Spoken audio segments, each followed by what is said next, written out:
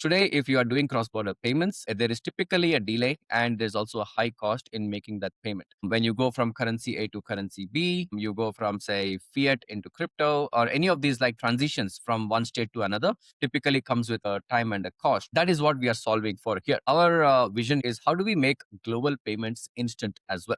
Now, this is where it gets really tricky. There is a lot of financial engineering involved because today data moves instantly. Information can also move instantly. Messaging happens instantly, but movement of money is nowhere close to it. The entire plumbing on which money movement sits is still in the pre-internet era.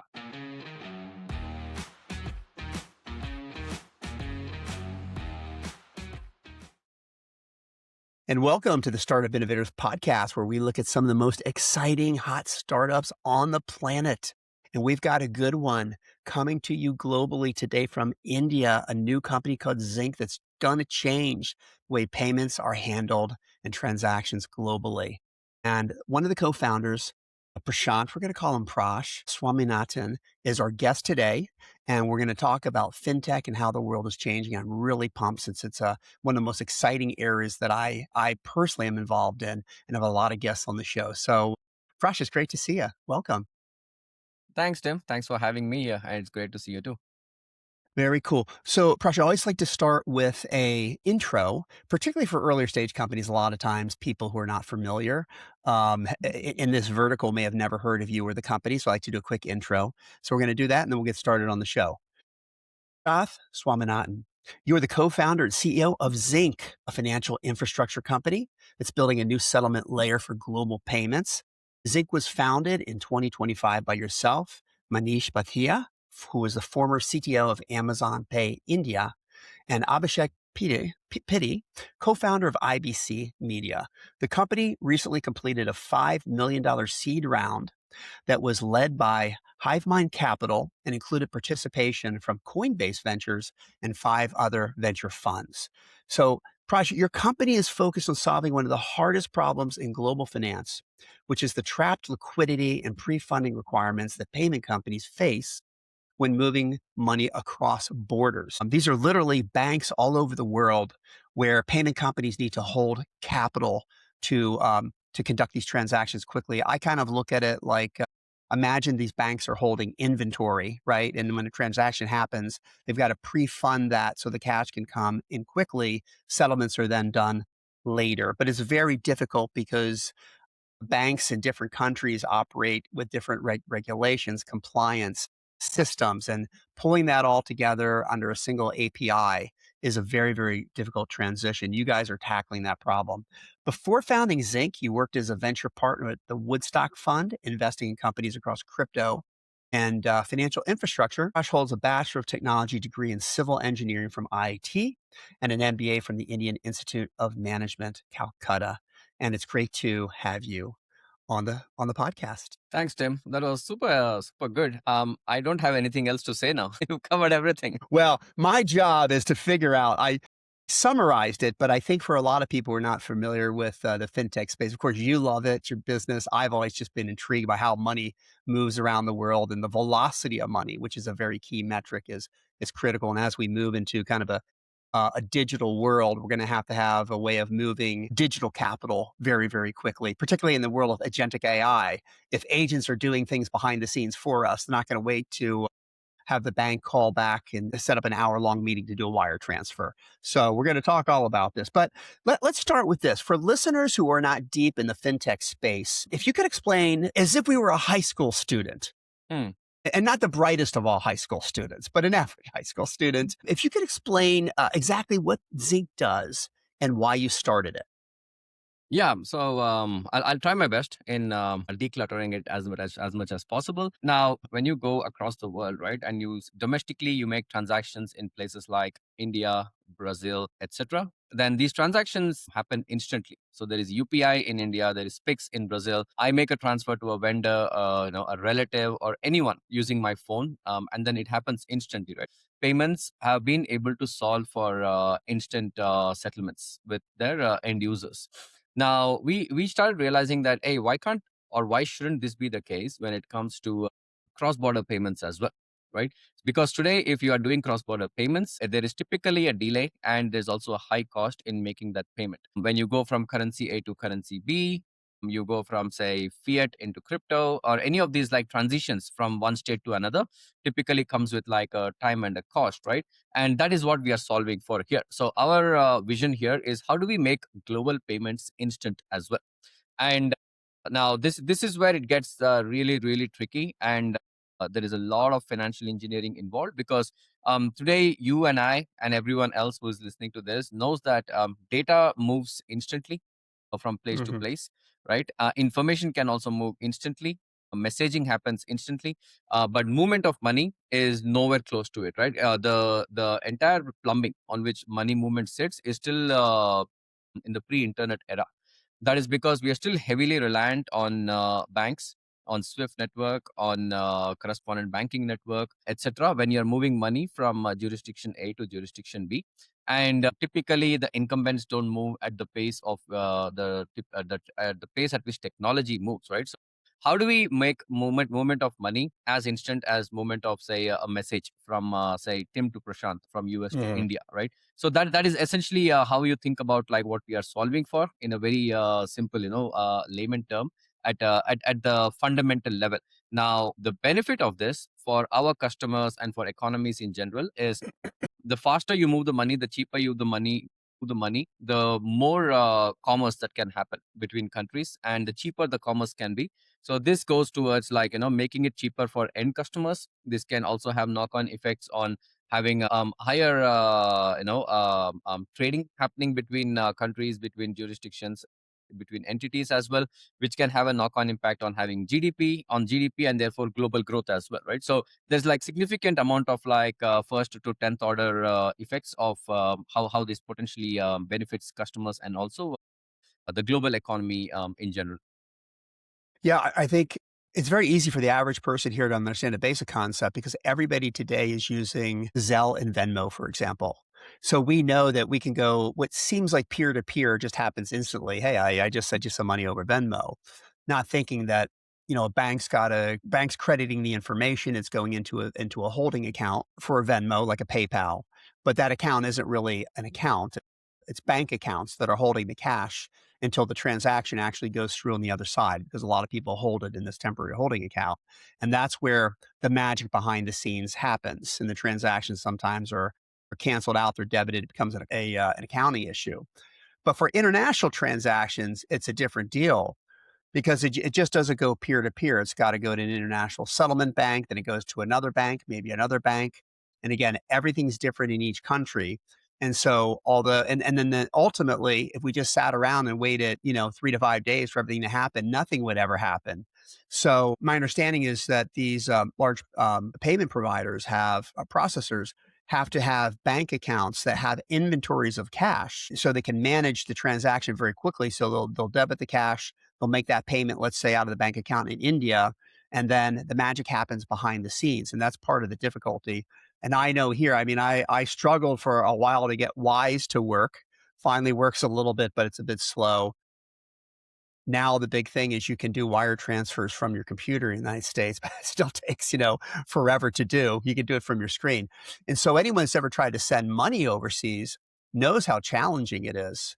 Not to mention it's extremely expensive. I mean, on Hmm. top of that, correct me if I'm wrong. Is this the main problem you're trying to solve? When we talk about the liquidity trap, we're talking about all this capital that's sitting in these banks like if you were producing shoes and you're selling them all over the world, rather than wait for something to be produced in the United States and get there 8 weeks later, you could have an inventory in a local warehouse in that country.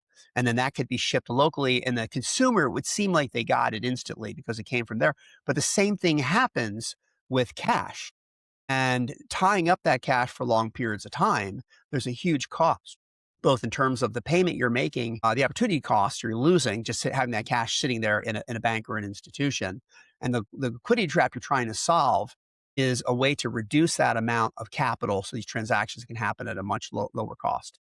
Correct. So I explained to you earlier what is this vision we have, and that movement of money is still on pre-internet rails. So you're absolutely right that it's not like every transaction takes 3 days, 5 days today.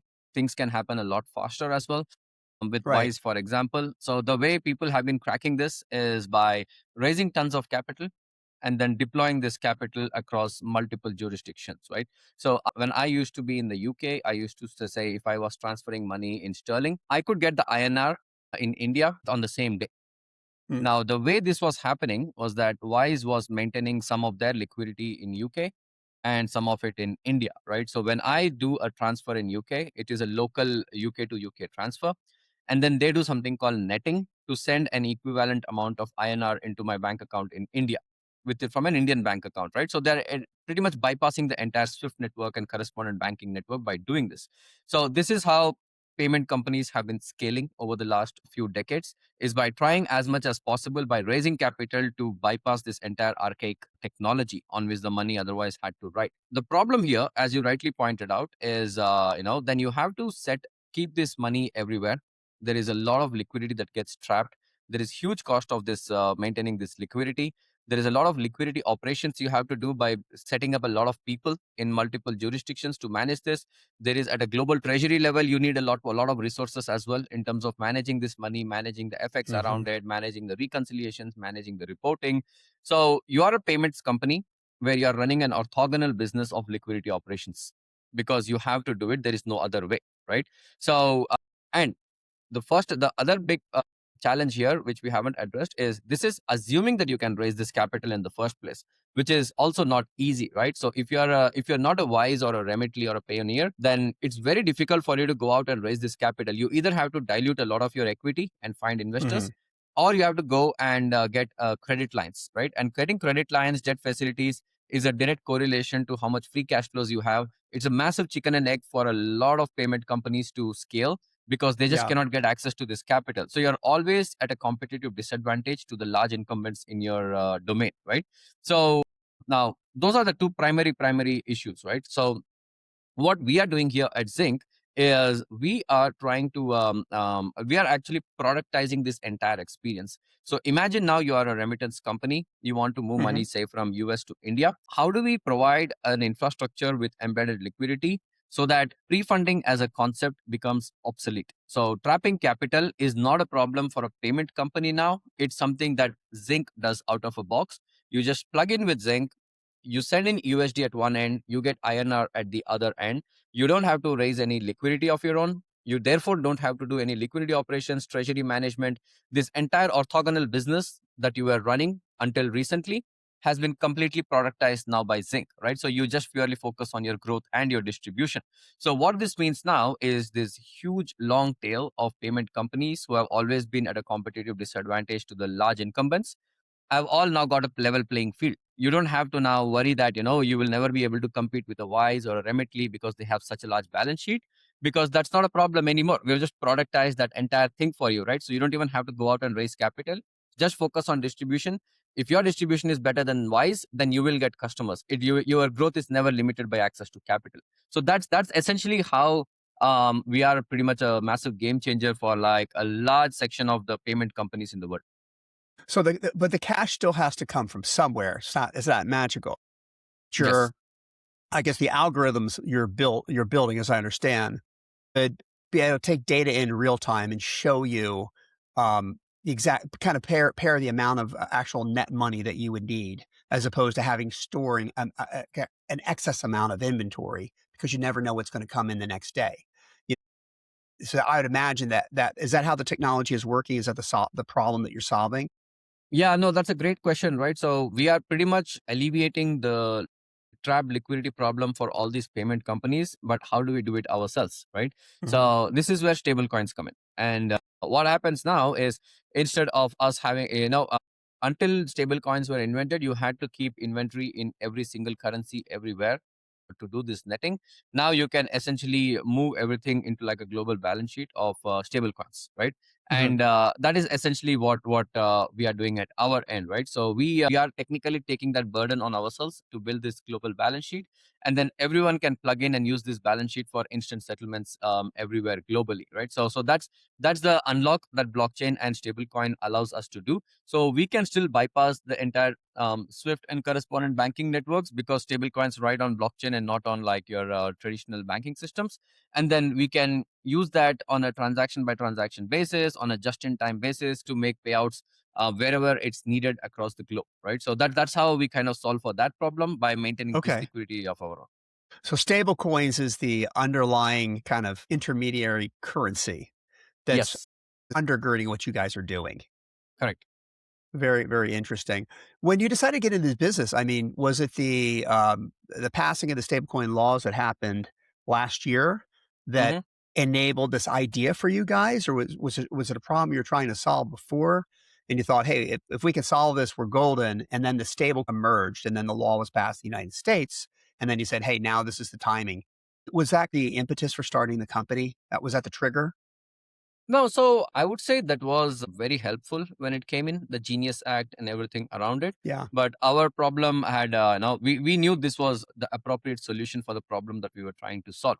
And we always realized that stable coins and the laws and regulations around them will find their way eventually. But we did not wait for that to happen, right? So ultimately, if you look at our backgrounds, so I come with like a lot of debt capital markets background myself, having managed a lot of treasuries. Manish comes from a lot of apart from Amazon Pay CTO, he's also been like president of technology at the largest working capital lending firm. So he's done a lot of lending in the past, and he's obviously been a lot into fintech and payments as well. So we always knew that trapped liquidity for payment companies was a huge problem to unlock, right? And we also realized now, because I had a lot of Web3 experience for 6 years. We also has been in Web3 for almost a decade.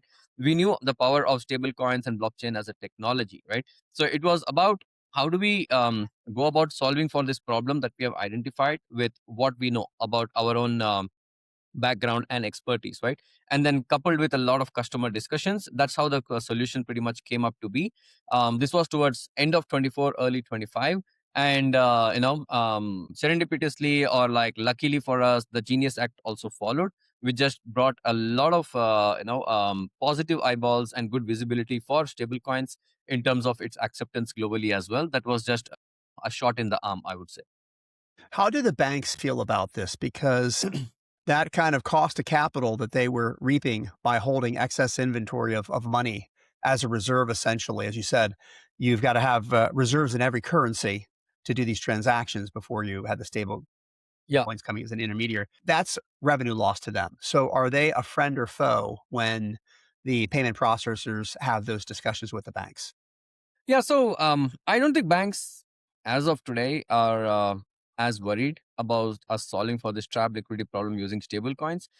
Because, see, again, cross-border movement of money is it's 200 trillion per year, right? In terms Wow, of how much money moves per year just in cross-border. Um, crazy. Even with stable coins today, how the amount of stable coins you see in the market today, you probably are now tackling a fraction of this 200 trillion as of today, right? So there is most of it, and even when you're solving for this problem with stable coins, you're Hmm. solving for it at a treasury level primarily, right? So the end user in all of these countries, be it a business or be it retail, they still need local currency. And that local currency is still something that they will need to access in and out of banks only, right? So we can move this cross border movement faster and make it cheaper, etc. But end first mile and last mile still is still heavily reliant on banks, right? And larger corporates, larger companies, which probably do a lot more of this movement of money across the corridors, they are still also heavily reliant on banks, because obviously this is newer technology. They need probably to be like more deeply tested, and also they, for them, the movement of money with banks is more of a relationship thing, right? They do a lot of borrowing from banks. They have like relationships there, they have investment accounts. So I don't think banks at the moment feel as threatened. The thing is, because banks are behemoths everywhere, Hmm. they just struggle to move at the pace of startups like ours. So there is Right. always a niche and always a gap that we can capture. But there is still like heavy reliance on the banking system, I would say, and it will probably continue to be the case for at least another decade or two, easily. So when you've presented this idea as a startup company to the payment processors, how do they feel about it? Are they blown away? Do they feel like, hey, I've never seen anything like this, or this finally tackles the problem? Is it a deep source of pain when you go and have these conversations with them? Or what's the blowback that comes at you?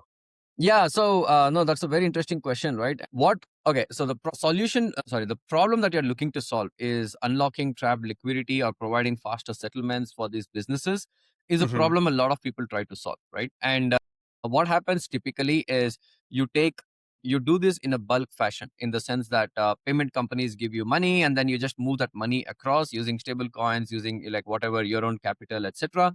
All they care about is whether this is faster and cheaper for me than whoever else I'm using this today for, right? Yeah. Whoever else Yeah. is providing me this solution, are you faster and cheaper for me, right? So it's just race to zero from that standpoint. If you just try to tackle this head on with just doing like movement of capital at a bulk level.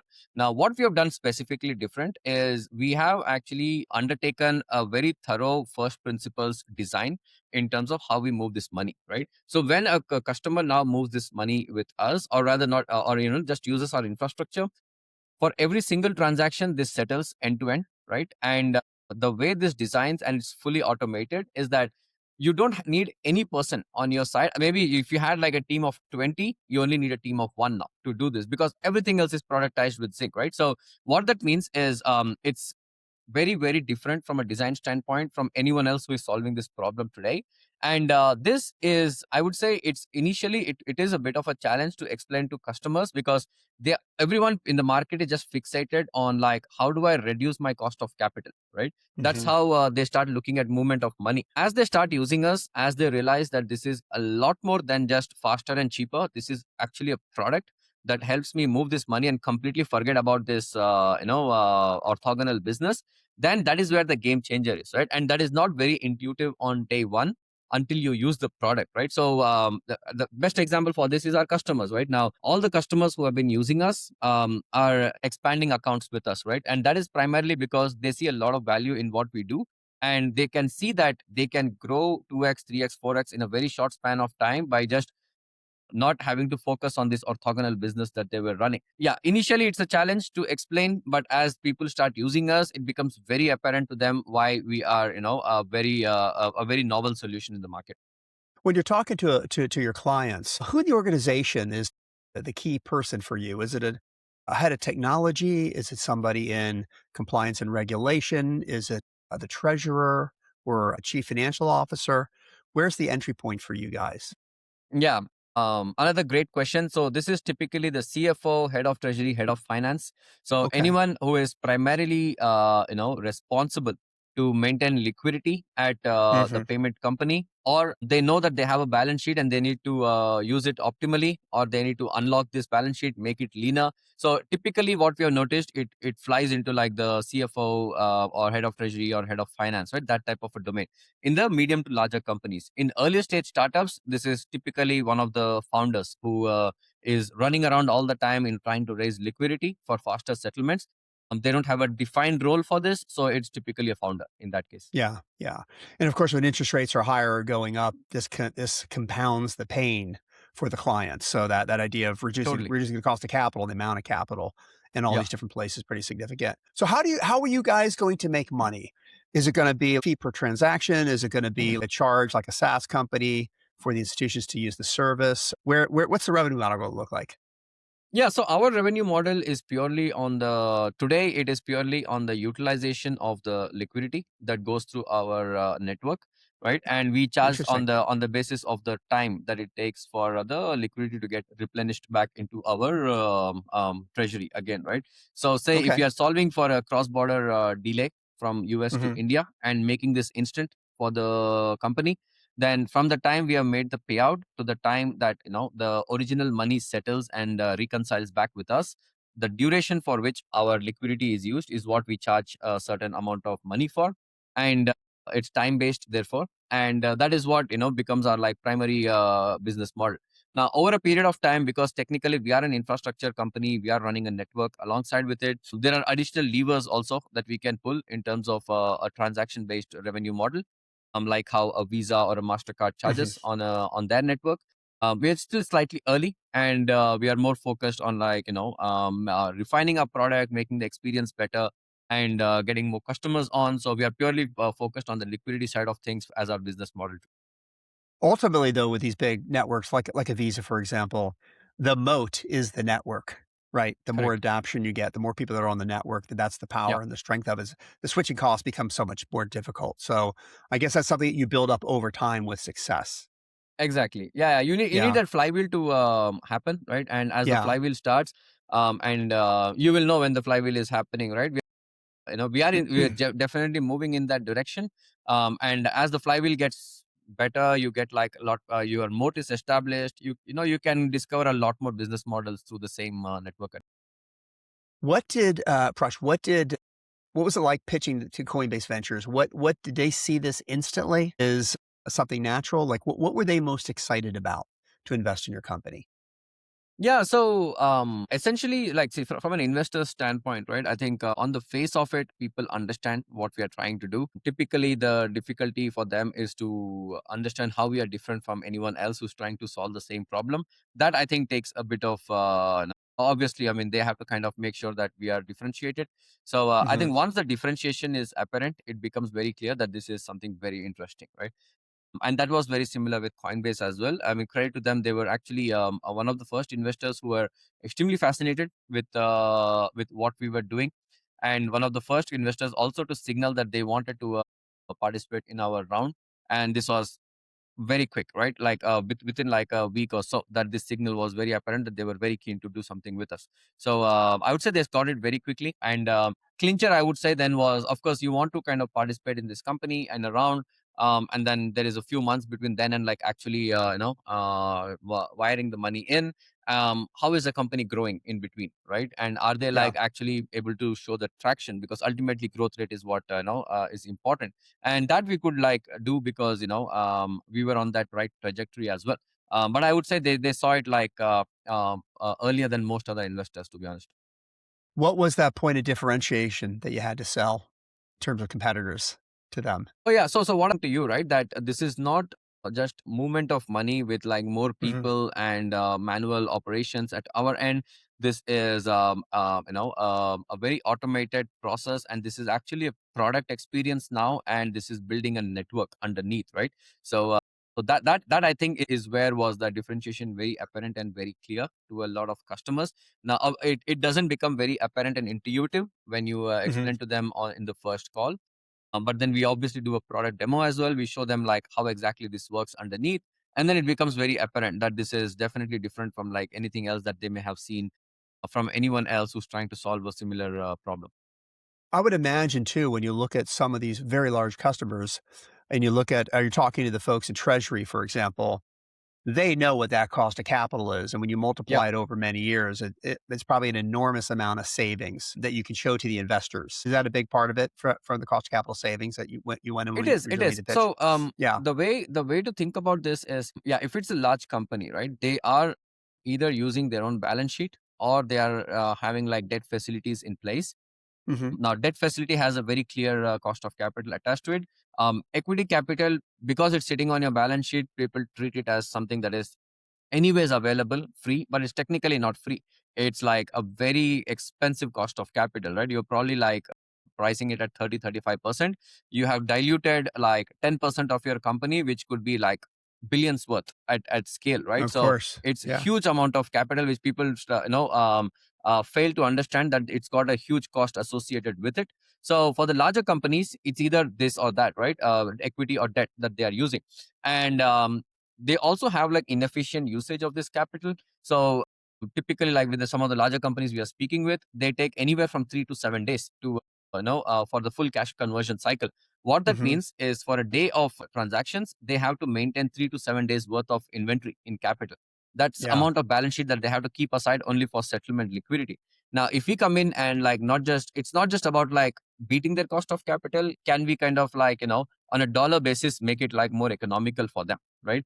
And now Yeah. if they think that, oh, this team can be shrunk, right? My settlement timeline can be shrunk. The FX is better. I can take this unlocked money. I can put it somewhere else, right? This entire analysis that they do as a CFO, which is what a CFO tries to do, makes it like a hallelujah moment. Like, everyone else was just, I'm just trying to like kind of beat the effects that I'm getting today. But with Right. Zynk, it's not just effects I'm trying to beat. I'm making my balance sheet leaner. I'm making my team leaner, right?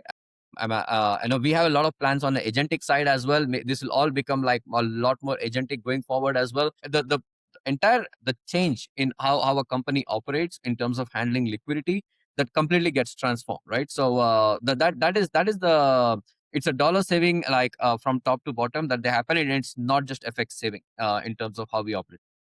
So how large do you think this company can become in terms of revenue valuation? How large is this, the market for what you're trying to do? Yeah, so cross-border payments 200 trillion, but if you look at trapped liquidity in cross-border today, Mhm. it's in the region of 4 to 5 trillion, right? Oh So my gosh. essentially our treasury, right, can get to like 4 to 5 trillion in terms of, now imagine every company out there that is managing its own liquidity. We become like, say, the AWS for them, where they just Mhm. plug in with us. We have this global mothership of liquidity, and then they just move money freely as they want, right? So that 4 to 5 trillion in terms of now trap liquidity is the bare, is like the market size that we can go after in terms of our thing right now. If you put our business model around it, and how we can monetize it, and if you put the multiples around it at scale, this can definitely be like a 50 to 100 billion dollar company, right? So Wow. it's a huge potential and market that we are going after. And the way we have productized this, I don't think like a lot of people are even focused in doing it that way, because people are just intuitively and like also inertia wise doing this manually. Everyone does this manually. They just assume that this has to be done manually, right? So if you productize something that the entire market is doing manually, and the market size of that is 4 trillion in trap liquidity or 200 trillion in annual volumes, it's a huge market you're going after at that time, right? So that's the extent of where this can get to. Now, of course, you have to couple it with good execution from our side, and all that stuff as well. But that is the extent of where we can get to. What are some of the biggest challenges that you guys are facing right now?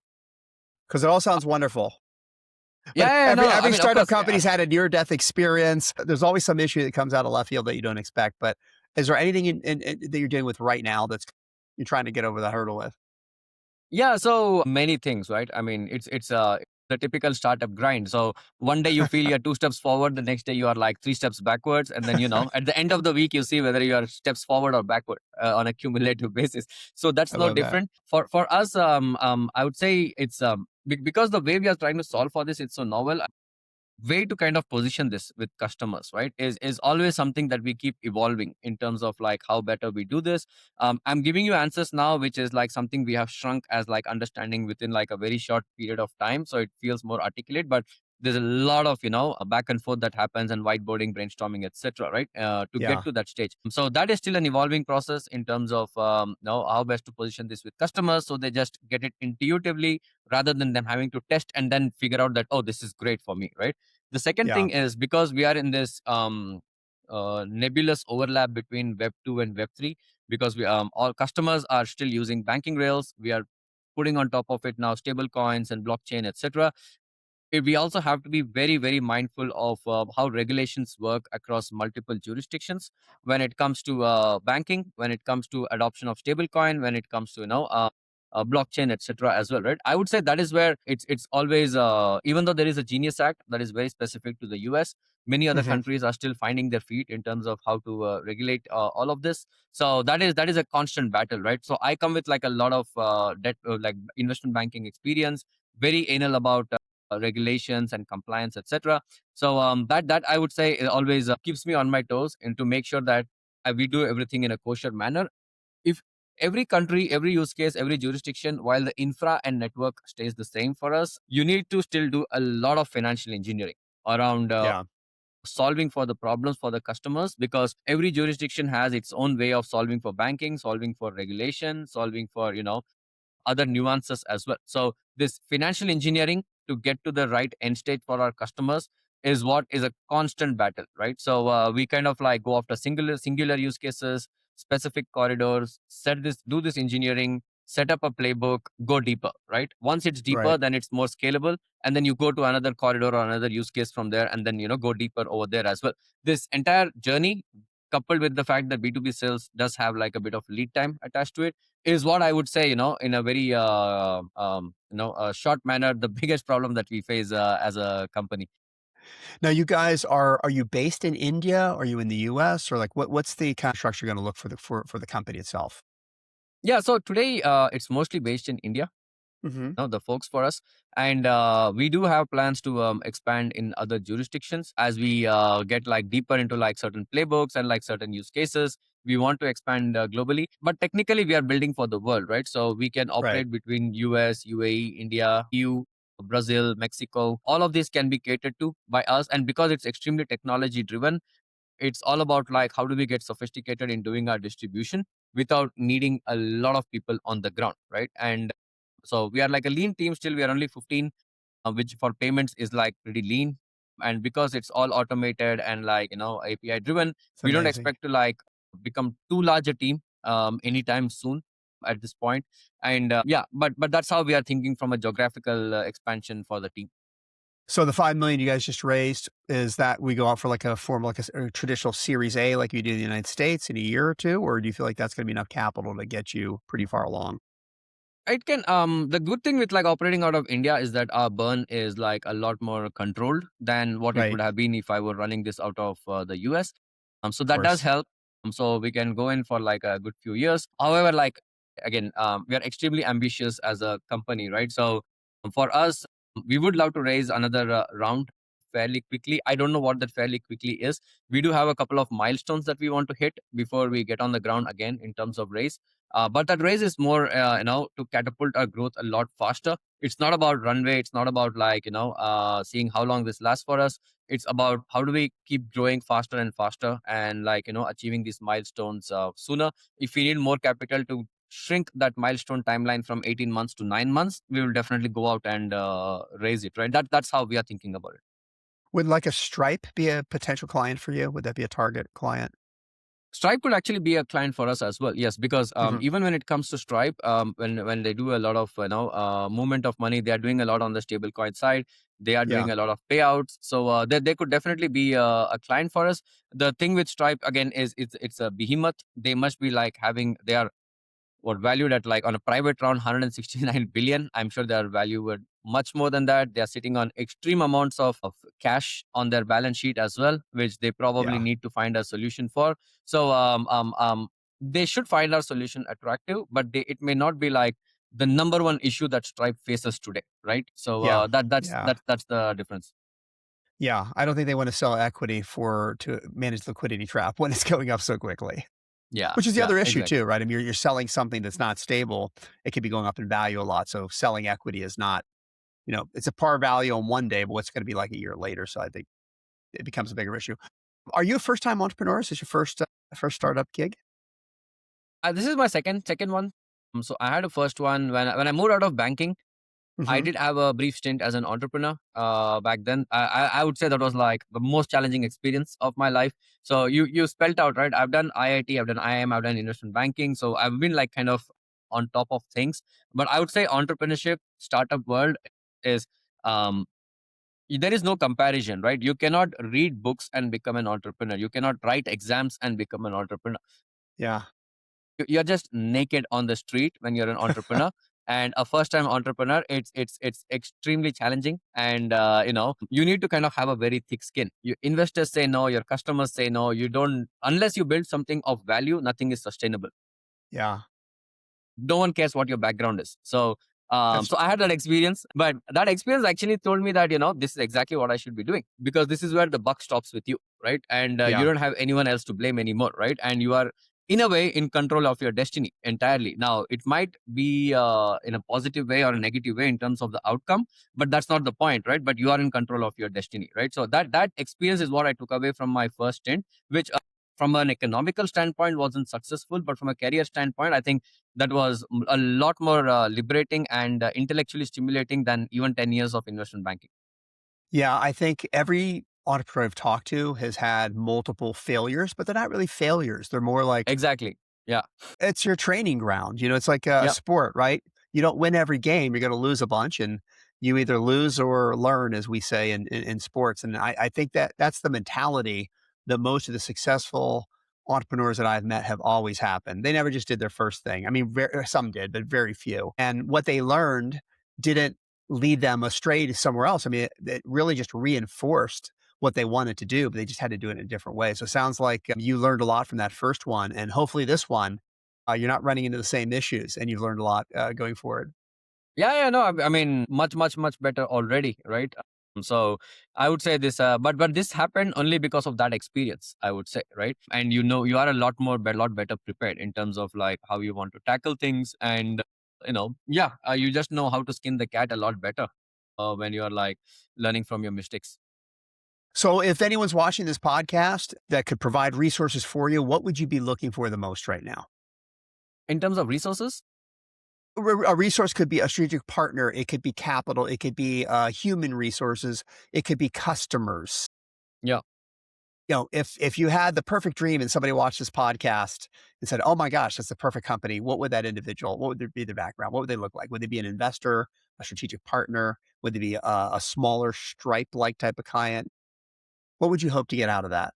Yeah, so I would say right now customers is would be a great outcome because we obviously are Okay. doing a lot of our own outreaches, and investor wise we are pretty much there in terms of team as well. We have a team for like until our next round at least, maybe a few Okay. things here and there. Customers, right? So if you are a strategic partner, So your sorry, yeah. ICP, what would be your ICP in terms of Yeah, customers? our ICP is a remittance company, cross-border B2B payments company. It could be a card processing company, right? Or an on and off ramp exchange as well, right? So these are like the ones that we are extremely focused on. So if you are someone who is doing this or know someone, I'm 100% sure in some shape or form, they are all struggling with trapped liquidity and like instant settlements and all that stuff.